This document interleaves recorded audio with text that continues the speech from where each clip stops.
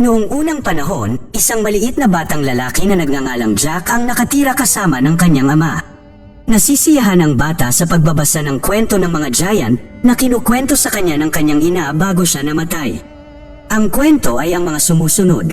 Noong unang panahon, nakakita ang mga monghe ng mga magic beans na inaasahan nilang magiging daan patungo sa Diyos. Sa kasamaang palad, nang umakyat sila sa tangkay ay nakakita sila ng ibang bagay na nakatayo sa pagitan ng langit at lupa. Ang pangalan ng lugar ay Gantua, ang tahanan ng mga mababangis na giant. Bumaba ang mga giant sa Earth, nanloob at nagnanakaw sa lahi ng mga tao, ngunit nagawa din nilang tikman ang lasa ng laman ng tao. Ang parehong kwento ay lubos na tinatangkilik ni Isabel, ang munting prinsesa. Kinwento ito sa kanya ng kanyang ina at tinanong kung hindi ba siya natatakot sa pinuno ng giant na may 2 ulo. Ang sabi ng babae ay hindi, kaya nagpatuloy ang ina. Ang mga monghe ay bumalik gamit ang madilim na sining upang humanap ng paraan upang mamuno sa mga giant. Gumawa sila ng korona mula sa kanilang natunaw na mga puso. Inalipin ni Haring Eric ang mga giant gamit ang korona at pinabalik sila sa Gantua na ginawa itong kanilang bilangguan. Pinutol niya ang tangkay at bumalik ang kapayapaan sa kanyang lupain. Ang ilang mga labi ay nananatili mula sa panahong iyon na inilibing kasama ng hari at ang kwento ay naging isang alamat. Habang inihiga siya ng ama ni Jack sa kama, tinanong ng bata kung babalik ang mga giant.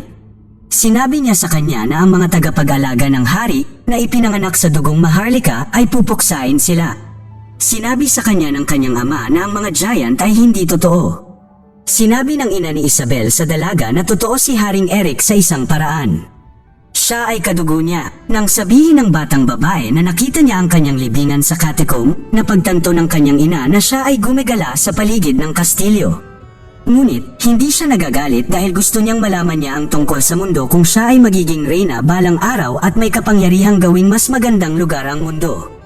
Minsan, umalis ang ama ni Jack sa kanyang silid at patuloy na binabasa ng bata ang kwento, na nagsasabing balang araw ay babalik ang mga giant upang makipagdigma sa Earth at papatayin ang huling kamag-anak ni Eric. Pagkalipas ng 10 taon, pinaalis siya ng tiyuhin ni Jack upang ibenta ang kabayo sa lungsod, na sinasabi sa kanya na huwag magambala sa mga bagay. Pagdating sa bayan, si Jack, na ngayon ay nasa hustong gulang na, ay sumusubok na ibenta ang kanyang kabayo at kariton. Agad siyang naabala sa teatro ng bayan. Isinalaysay nilang muli ang kwento ni Haring Eric at ng mga giant. Nakita ni Jack ang isang magandang babae sa audience at napansin niyang nakatitig ito sa kanya. Bago matapos ang play, 3 lalaki ang nagsimulang guluhin ang babae, kaya nagpasya si Jack na pumasok ng sundan nila siya palabas. Sinuntok siya sa mukha pagkatapos ay nakiusap sa mga lalaki na palayain ang babae. Biglang lumitaw ang isang royal guardian sa likod niya. Humingi ng paumanhin ang mga lalaki sa tagapag-alaga dahil ayaw nila ng gulo at nang makita nilang umakyat si Prinsesa Isabel sa isa sa mga kabayo, napaluhod sila sa pagkataranta ni Jack. Lumingon siya at sinabihan siya ng guardian na lumuhad din. Sa labas ng teatro, napagtanto niyang may nagnakaw ng kanyang kariton. Samantala, pinag-uusapan ni Roderick at Wick ang tungkol sa magiging kasal niya sa prinsesa. Nakatagpo sila ng isang monghe at pinadaan siya. Nang makapasok sila sa silid kung saan nakalagay ang mga labi, mabilis na pumunta si Roderick upang tingnan kung sila ay nasa kanilang lugar. Ang magic beans ay ninakaw, ngunit ang korona ni Haring Eric ay nananatili doon. Inutusan niya si Wick na isara ang mga pintuan ng lungsod at hanapin ang monghe. Napagtanto ng monghe na hinahanap nila siya nang magpakita si Jack na nagbebenta ng kanyang kabayo. Inalok niya ang batang lalaki ng 10 tanso para sa kabayo at malugod na sumang-ayon si Jack kung ang monghe ay may dalang pera. Dahil dyan, inaalok sa kanya ng monghe ang mahiwagang beans bilang collateral. Si Jack ay hindi humanga kaya sinabi niya sa kanya na ang mga ito ay mga banal na labi na maaari niyang ibalik sa abi at ipagpalit sa perang ipinangako sa kanya. Sinabihan siya ng monghe na huwag iwala ang mga butil o basain ang mga ito. Habang pinag-iisipan pa ni Jack ang alok, kinuha na ng monghe ang kabayo at umalis na sa lungsod. Bago siya makatakas, ipinadala ni Wick ang kanyang mga tauhan sa kanya. Hinabol nila siya at sinunggaban siya.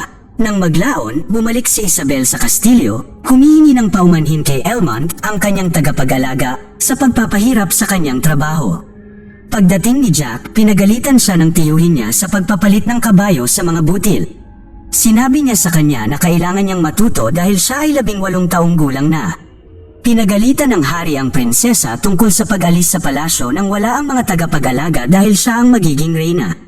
Tinanong niya kung bakit niya gustong ipakasal siya sa isang taong 2 beses sa kanyang edad at hindi naman niya mahal tulad ni Roderick. Sinabi ni Isabel sa kanyang ama na hindi siya isang marupok at walang kwentang nilalang at sinabi niya sa kanya na siya ay tulad ng kanyang ina. Galit ang tiyuhin ni Jack at itinapon niya ang mga butil sa mesa, sinabing kailangan niyang ibenta ang natitirang ari-arian ng mga magulang ni Jack. Nagmamakaawa ito sa kanya na huwag gawin iyon, ngunit hindi na mapipigilan ang lalaki. Nakiusap si Isabel sa kanyang ama na hayaan siyang makagala sa kaharian, ngunit sinabi niya sa kanya na ayaw niyang mawala siya tulad ng kanyang ina. Kahit na siya ay gumawa ng kasalanan sa harap ng hari, itinakda niya ang kanyang huling salita na papakasalan si Roderick at manatili sa palasyo. Si Isabel ay umalis na nalulungkot, ngunit ng gabing iyon ay muli niyang hinamon ang kanyang ama. Sa susunod na eksena, sina Wick at Roderick ay nagtatanong sa monge.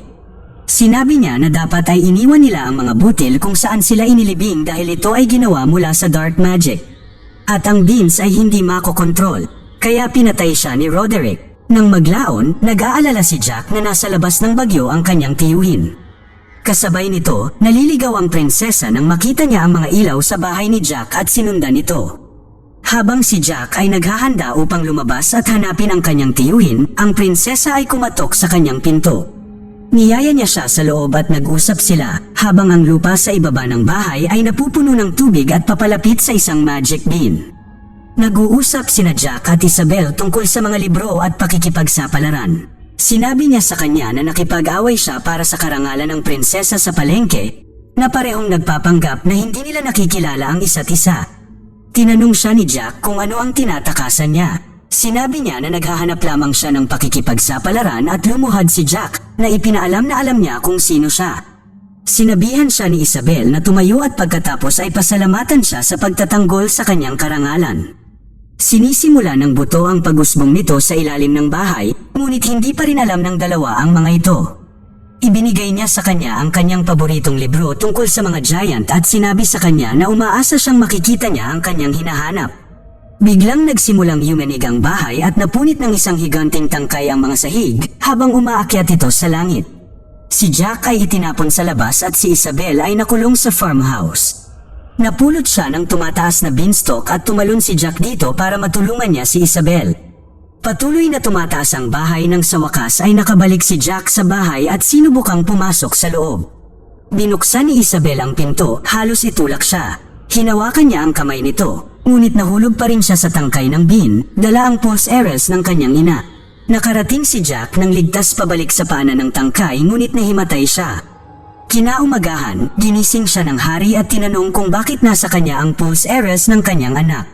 Si Jack ay nakilala ni Elmont mula sa merkado at pinahintulutang ipaliwanag kung ano ang nangyari. Kapwa sila ni Roderick ay tutulong sa mga tagapag-alaga na mahanap at iligtas si Isabel. Maya-maya pa ay umaakyat na ang mga lalaki sa tangkay.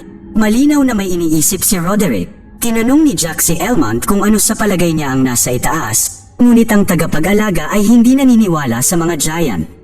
Sinabi niya sa bata na hindi niya dapat ginagawa ito upang mapabilib ang prinsesa dahil kahit na hindi niya pakasalan si Roderick, hinding-hindi niya mapapangasawa ang isang karaniwang tulad niya. Tinulungan ni Crow, ang isa pang tagapag-alaga ni Isabel, si Jack na makarating sa kabilang panig ng tangkay, ngunit sa kasamaang palad ay nahulog ang bata. Iniligtas nila siya at patuloy na umakyat sa napakalaking beanstalk na wala ang ibang mga tao sa daan sa utos ni Roderick at lingid sa kaalaman ni Elmont. 6 na lang ang natitira sa kanila. Kinabukasan, nagising sila nang mapagtantong nakarating na sila sa tuktok ng tangkay ng budil. Dahil wala ang prinsesa sa bahay ni Jack, pinasok nila ang mundo ng mga giant upang hanapin siya. Habang sinisimula ng mga tagapag-alaga ang paghahanap, pinigilan ni Roderick si Jack at pinagbantaan siya para sa natitirang magic beans. Ibinigay niya sa kanila ang kanyang pitaka at nagbanta na huwag magsalita.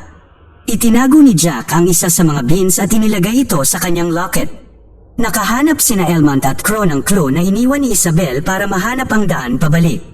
Sinundan ni Crow at ng iba pa ang mga marka ni Isabel nang biglang nahanap ni Jack ang aklat na ibinigay niya sa kanya. Sinabi sa iba na tiyak na nakatago siya doon.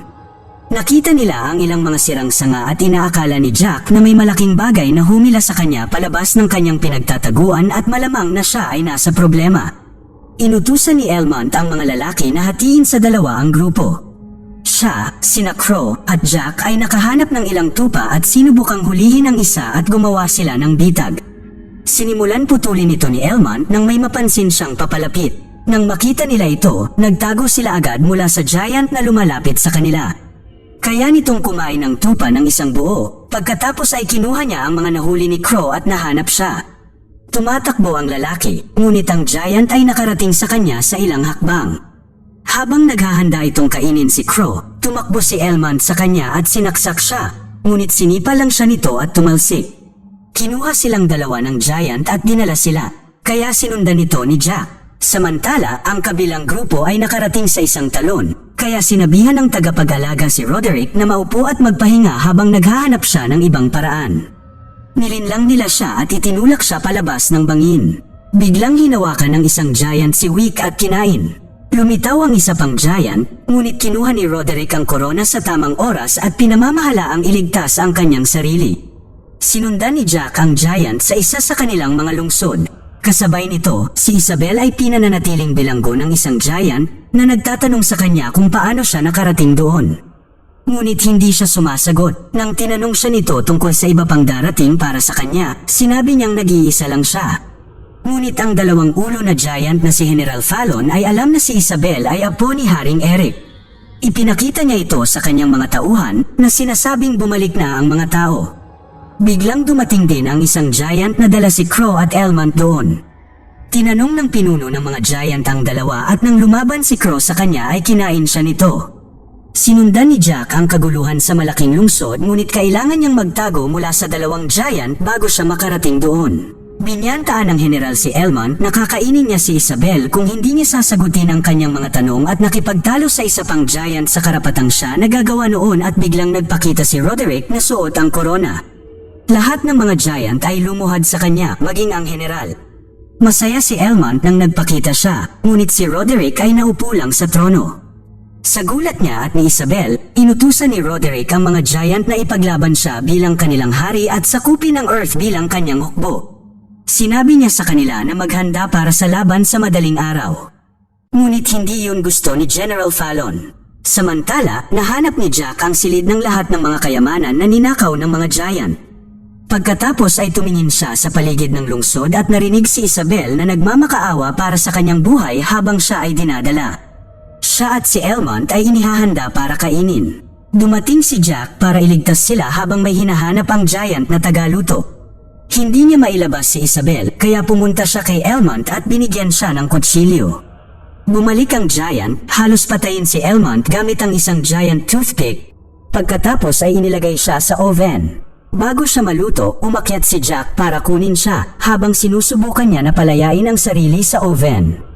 Biglang kinuha ng giant si Isabel palabas ng hawla at naghanda para hiwain siya nang kunin ni Jack ang isa sa mga kutsilyo sa pagluluto at isinaksak ito sa giant. Pinakawalan ni Elmont ang kanyang sarili at nagtago si Isabel habang si Jack ay nananatiling nakabitin sa likod ng giant. Tinamaan nito ang sarili sa dingding na epektibong tinapos ang trabaho. Si Elmont ay humanga na si Jack ay nakapatay ng isang giant at pagkatapos ay sinabi ni Jack sa kanila na alam niya kung paano makalabas. Samantala, sa paanan ng tangkay, tinanong ng hari ang isa sa kanyang mga general kung dapat nilang putulin ang tangkay. Sinabi ng lalaki na ang tangkay ay isang paraan upang makaakyat sa taas, ngunit isa rin upang makababa. Nag-iisip sila kung ano ang maaaring bumaba mula doon. Bumalik sa Gantua, inutusan ni Roderick ang isa sa mga giant na maghintay para sa gilid ng beanstalk. Nilinis ni Jack ang sugat ni Isabel habang si Elmont ay nagluluksa sa pagkamatay ng kanyang kaibigan. Nakonsensya siya sa paglayas niya at naging dahilan para mangyari ito. Sinabi sa kanya ni Jack na sa kabilang banda, kung hindi niya nagawa ito, sasakupin na sana ni Roderick ang kaharian ng walang babala. Sinabi niya sa kanya na kailangan nilang maibalik siya upang kapag siya ay naging reyna, maaari niyang gawing mas magandang lugar ang mundo. Huminto ang kanyang pagdurugo at tinanong ni Elmont kung saan sila dapat pumunta. Sinusundan nila ang ilog hanggang sa gilid kung saan natagpuan nila ang giant na natutulog. Iniisip ni Jack na dapat nila siyang gisingin sa tulong ng isang bahay pukyutan. Lumapit ang dalawang lalaki sa natutulog na giant at inilagay ang pugad sa kanyang maskara, pagkatapos ay tumakbo pabalik upang magtago. Naghintay sila ng ilang sandali, pagkatapos ay nagising ang giant na nitisod sa kanyang sarili at pagkatapos ay nahulog sa bangin. Nagyakapan sina Isabel at Jack, ngunit hindi pumayag si Elmont. Habang naglalakad sila patungo sa gilid, sinabi ni Elmont sa kanila na kailangan niyang manatili at pigilan si Roderick. Sinabi niya kay Jack na iuwi ang prinsesa at ginawa siyang tagapag-alaga. Nagpaalam si Isabel sa kanya at umalis na ang dalawa. Sa paanan ng tangkay, nahulog ang giant. Nakita siya ng hari at pagkatapos ay inutusan ng kanyang general na putulin ang beanstalk para sa kapakanan ng kaharian. Nag-aatubili ang general dahil hindi pa rin dumarating ang prinsesa, kaya kinuha ng hari ang kanyang espada at pinutol ito, humihingi ng tawad sa kanyang anak. Nang makita niya ang desisyon ng hari, inutusan ng general ang kanyang mga tauhan na putulin ang tangkay. Sabay na bumababa sina Jack at Isabel sa tangkay at nakita ang kanilang lungsod sa paanan nito. Naghalikan sila, tapos nagtataka kung ano ang ginagawa ng mga tao sa tangkay. Seryosong isinasagawa ang operasyon sa pagputol ng beanstalk. Samantala, sa Gantua, hinihintay ni Elmont si Roderick sa gilid. Nagising siya sa papalapit na hukbo ng mga giant. Dumating si Roderick at pumunta sa gilid nang biglang inatake siya ni Elmont at nalaglag niya ang natitirang beans. Nahulog sila sa loob ng entrance cave at nagpupumiglas. Hiniling ni Roderick na tumulong ang mga giant kaya sinabihan ni General Fallon ang kanyang mga tauhan na hukayin ang lupa. Naglaban sina Roderick at Elmont at si Roderick ang nakakalamang nang biglang makuha ni Elmont ang kanyang espada at sinugatan siya. Ngunit halos itinulak siya ni Roderick sa gilid at kinuha ni Elmont ang kanyang kutsilyo at sinaksak siya. Ang mga giant ay naghukay ng butas sa bato ngunit hindi sila nakarating kay Roderick sa oras bago siya mamatay. Kaya kinuha ng general ang korona. Inilagay ito ni General Fallon sa kanyang daliri bilang singsing at naging hari ng mga giant. Bumalik sa paanan ng tangkay, nagtagumpay ang mga lalaki sa pagputol ng isang bahagi nito. Nang magsimula itong manginig at mapunit, mas naramdaman ito ni Isabel at Jack sa taas. Ang manipis na masa ng tangkay ay nagsisimulang bumagsak sa mga lalaki sa paanan nito. Sinabihan ni Jack si Isabel na manatili. Tumalon si Elmont sa tuktok ng tangkay bago ito tuluyang bumagsak at pinanood ito ni General Fallon. Sina Jack at Isabel ay sumakay sa tangkay at ginamit niya ang isa sa mga tangkay nito bilang isang lubad upang umindayog palayo dito. Ang natitirang sanga na sinasakyan ni Elmont ay halos makarating sa palasyo at sinira ang isang bahagi nito, ngunit nakatalon siya sa tubig bago tumama sa palasyo. Ang hari ay nakakaramdam ng kakilakilabot dahil iniisip niyang nawalan siya ng anak na babae. Biglang lumapit ang general at dinala siya sa kanya. Sinabi sa kanya ni Isabel ang tungkol kay Roderick at sinabi niyang ikinalulungkot niya. Umalis si Jack at nang magtanong si Isabel tungkol sa kanya, sinundan siya ng hari. Ginantimpalaan niya si Jack na sinasabi na bilang isang ama ay hindi niya ito kayang gantimpalaan ng sapat. Lumabas si Isabel na nakasuot ng armor at habang nagpapaalam sila ay binigay niya sa kanya ang libro para maalala siya. Sumakay siya kasama ang kanyang ama sa palasyo. Kasunod nito, hinahanap ni General Fallon ang natitirang magic beans. Itinapon niya ang mga ito sa tubig at agad silang umusbong. Inihanda ni General Fallon ang kanyang mga tauhan habang nagsisimulang tumubo ang mga buto sa pinakadulo ng kanilang lupain. Ang mga giant ay nagsimulang umakyat at itulak ang mga tangkay pababa kahit hindi pa sila ganap na nabuo. Tumalon din si General Fallon. Sa lupa, natagpuan ni Jack ang kanyang kabayo at nakita ang mga giant na bumababa. Pagkatapos ay sumakay siya upang ipaalam sa hari. Ilang sandali pa, dumating na ang mga giant. Sinabihan ni Jack ang isang monghe na patunugin ang alarma at habang papalapit siya sa hari at kay Isabel, na sinasabi sa kanila ang tungkol sa mga giant, nakita nila ang mga giant sa likod niya. Ang lahat ay nagmamadaling bumalik sa lungsod, kasama ang mga giant na nakahabol at pinapatay ang mga tauhan ng hari. Hinahabol ni General Fallon ang hari, ngunit pinabagal sila ng unang beanstalk. Inihanda ni Elmont ang hukbo sa lungsod, mula sa mga mamamana hanggang sa mainit na langis. Nakabuntot kay Jack ang mga giant, habang hinihintay sila ni Elmont na dumating sa lungsod upang sindihan ang langis. Pumasok ang hari sa lungsod at itinaas niya ang tulay bago dumating si Jack. Tumalon siya, ngunit gayon din si General Fallon. Tinulak siya ni Elmont palabas ng tulay at nasunog siya sa langis. Ang iba pang mga giant ay naghahanda upang makapasok sa lungsod, ngunit si Fallon ay nakaligtas sa ilalim ng tubig.